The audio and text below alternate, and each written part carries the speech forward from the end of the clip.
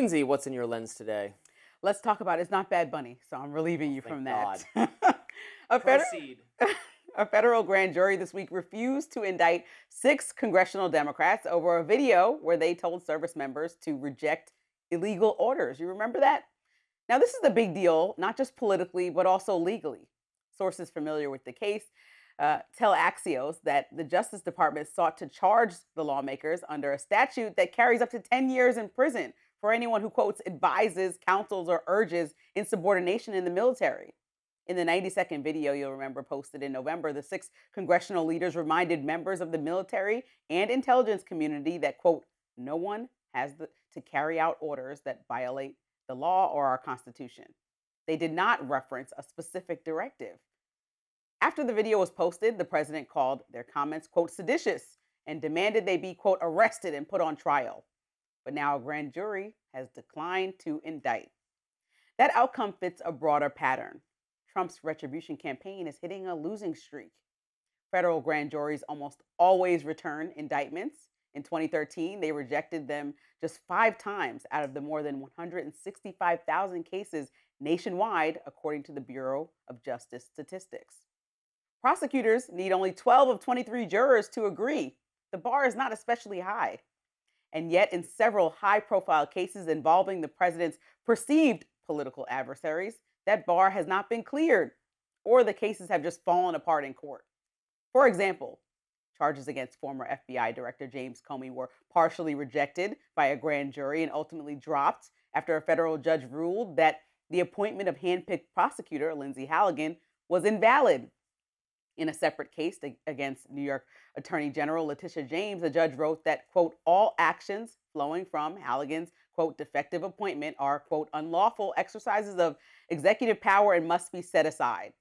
A grand jury also later declined to indict James a second time. Now, even outside the political arena, juries have pushed back. In November, a former DOJ employee accused of throwing that, quote, Subway-style sandwich at a federal agent was found not guilty. That's after Pam Bondi pushed to charge him with a felony. It's important to be clear. A grand jury's refusal to indict is not a declaration of innocence. It simply means prosecutors did not present enough evidence to establish probable cause.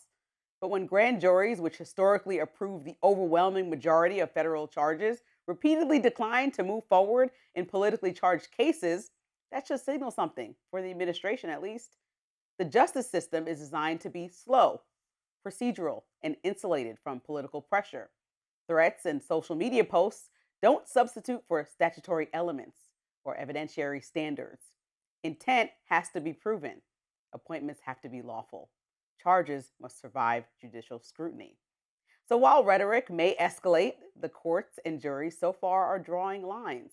Maybe it's time for the administration to take note and set their sights on something other than locking up its perceived political enemies. Yeah, I mean, if grand jury doesn't indict, that's an indictment of the prosecutors, because grand juries didn't indict everyone and everything for any reason. So, yeah, they got to take the L on that. I'm with you there. I don't have much to say and push back in terms here. I think it's I told you I interesting. was less cranky this morning.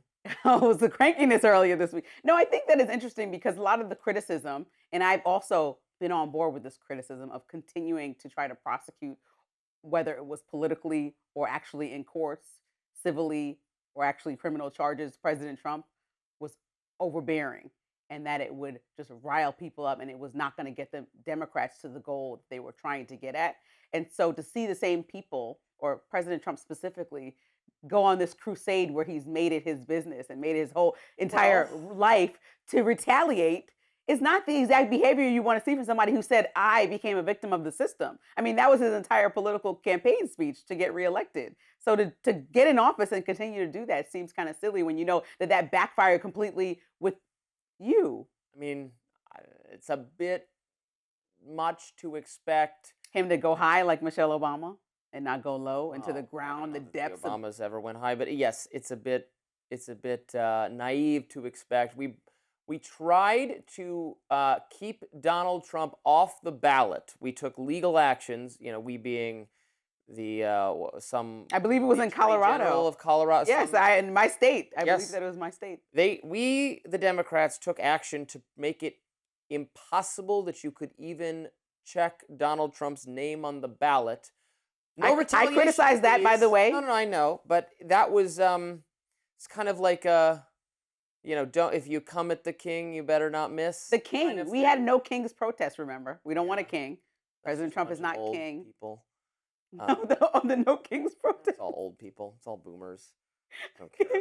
I didn't particularly like the no king's protest, but I want to know boomers protest. I wanted to circle back to the topic on that. I didn't like the no king's protest, but you just said if we come at the king, we should expect an entire presidency. metaphorically. I know, but we should expect an entire presidency full of retaliation. How is this effective? And you always, I know what you're about to say as soon as I bring this up, but there are like so many things on the docket. You have to say that the pettiness can at least go away, because sometimes I argue we're so focused on foreign affairs. We need to focus on the economy, what's going on here.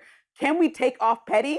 Like you say we can do two things at once. Do we have to do three things at once? The pettiness has to be focused on, like going after Letitia James to see if her hairdresser has some issues, to try to connect her to her hairdresser. How close are you with your barber?